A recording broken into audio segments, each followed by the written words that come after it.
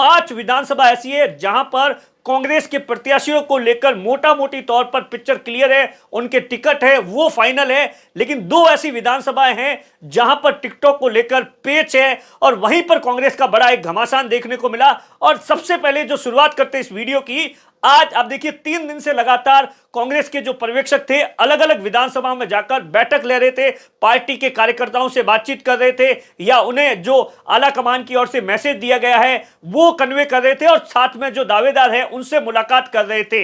हर जगह पर देखिए बाड़मेर विधानसभा के अंदर सबसे पहली बैठक हुई थी और वहां पर एक अच्छी खासी भीड़ थी और उसके बाद जहां पर भी बैठक हुई सब कुछ सही चल रहा था। लेकिन आज जब आखिरी बैठक थी सिवाना के अंदर, वहां पर कांग्रेस है वो 2 धड़ों में बंटी नजर आई। कांग्रेस के जो 2 धड़े थे वो एक दूसरे के आमने सामने थे और जब वहां पर्यवेक्षक पहुंचे तो वो खुद कंफ्यूज हो गए कि आखिर कहां पर जाएं, क्योंकि जितनी भी विधानसभा के अंदर बैठ के हुई थी सिर्फ एक जगह पर होती थी। लेकिन वहां पर जो सुनील परियार है उनका जो गुट है उन्होंने पूरी तरीके से अलग से अपने जो समर्थक थे उनके साथ में वो बैठे थे एक अलग जगह पे, और जो बाकी जो लोकल प्रत्याशी है ऐसा कहा जा रहा है जिसके अंदर तमाम जितने भी लोकल लोग हैं वो अलग तरीके से एक अलग मीटिंग कर रहे थे। तो उसके बाद में पर्यवेक्षक थे वो दोनों जगह पर गए, लेकिन वहां पर दोनों जगह पर पर्यवेक्षक ने सीधे तौर पर कहा, क्योंकि आप देखिए सिवाना के अंदर पिछले 15 सालों से कांग्रेस जीत नहीं पाई, उसकी सबसे बड़ी वजह यही बताई जा रही है कि कांग्रेस है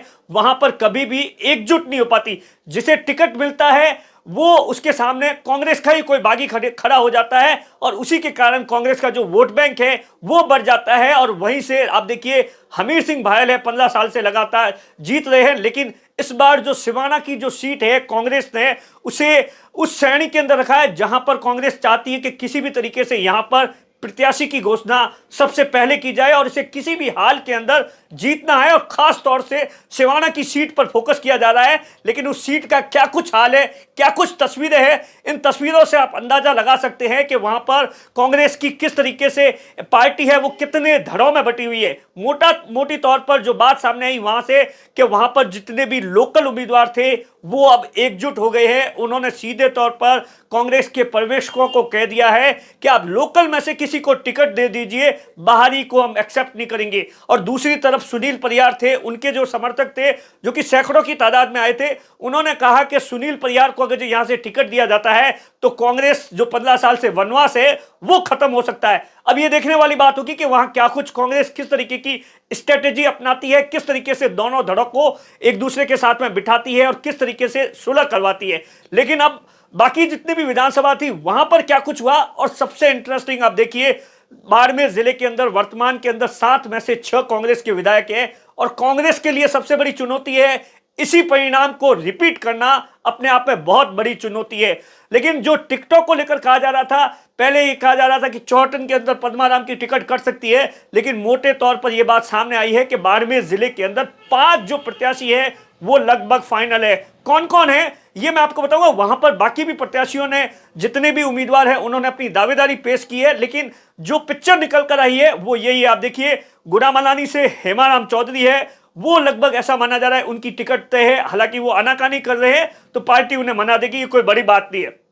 और बाइतू विधानसभा से आप देखिए हरीश चौधरी है जो कि पिछले 3-4 महीनों से लगातार उस विधानसभा के अंदर एक एक ग्राम पंचायत पर जाकर लगातार सम्मेलन कर रहे हैं, बड़ी बड़ी सभाएं कर रहे हैं, तो उनका टिकट भी तय माना जा रहा है। बाड़मेर से आप देखिए मेवाराम जैन है जिनका टिकट भी लगभग पूरी तरीके से तय है और खुद मेवाराम जैन आप देखिए पिछले 3-4 महीनों से लगातार प्रयास कर रहे हैं। और चौहटन के अंदर पद्माराम मेघवाल है वो, क्योंकि आप देखिए इन जितने भी ये प्रत्याशी हैं इनके सामने दूसरा कोई भी इनके लेवल का प्रत्याशी नहीं है। इसी के कारण चाहे ये हार रहे हैं, कमजोर है या चुनाव के अंदर कैसी स्थिति है, तो कांग्रेस के पास में इन विधानसभाओं पर दूसरा कोई बड़ा ऑप्शन भी नहीं है। सबसे बड़ा पेच फंसा है सिर्फ विधानसभा सीट पर। हालांकि आप देखिए आज जो इलेक्शन कमेटी की जयपुर के अंदर बैठक हुई थी उसमें अशोक गहलोत जो कि मुख्यमंत्री है उन्होंने साफ कर दिया कि जो कैंडिडेट होगा उसका एक ही फॉर्मूला है, जिताऊ, चाहे वो 90 साल का युवा क्यों ना हो। कर्नाटक के अंदर एक एग्जाम्पल भी दिया, तो कहीं ना कहीं अमीन खान साहब के लिए भी ये राहत बड़ी खबर है। लेकिन अमीन खान आप देखिए इन दिनों सक्रिय नहीं नजर आ रहे हैं, उनके बेटे हैं वो लगातार बैठकों के अंदर जा रहे हैं। और कल भी जो शिव विधानसभा की जो मीटिंग हुई थी वहां पर अमीन खान के बेटे थे शेरू खान, उन्होंने अपनी दावेदारी पेश की। और वहीं से जो बाड़मेर के कांग्रेस के जिला अध्यक्ष है फतेह खान, जो कि लंबे समय से जिला अध्यक्ष है, जिला परिषद के सदस्य रह चुके हैं, उन्होंने भी अपनी दावेदारी पेश की। और इसके साथ समा मानो जो कि हादी परिवार से है, उन्होंने अपनी दावेदारी पेश की। तो सबसे बड़ा पेच है वो शिव विधानसभा पर फंसा है। बाकी आप देखिए सिवाना और शिव को छोड़ दें तो मोटे तौर पर आप देखिए पांचों विधानसभा है, वहां पर कांग्रेस के जो प्रत्याशी है, उम्मीदवार है, वो लगभग फाइनल है। पचपदरा विधानसभा से आप देखिए मदन प्रजापत है, उनका नाम लगभग पूरी तरीके से तय है। और मदन प्रजापत के लिए सबसे अच्छी बात यह है कि उन्होंने जिला बना दिया बालोतरा, और वहां पर लगातार हमने बहुत से लोगों से बातचीत की है। तो मदन प्रजापत का जो टिकट है वो तय है। और उसके सामने कौन बीजेपी से उम्मीदवार होता है इसके बारे में नहीं। आज जो इलेक्शन कमीशन जो कमेटी की बैठक जो जयपुर के अंदर हुई है, उसमें भी प्रत्याशियों को लेकर कुछ दिशा निर्देश दिए गए हैं कि किस तरीके से प्रत्याशियों का चयन होगा और उसके लिए क्या कुछ प्रोसीजर अपनाया जाएगा।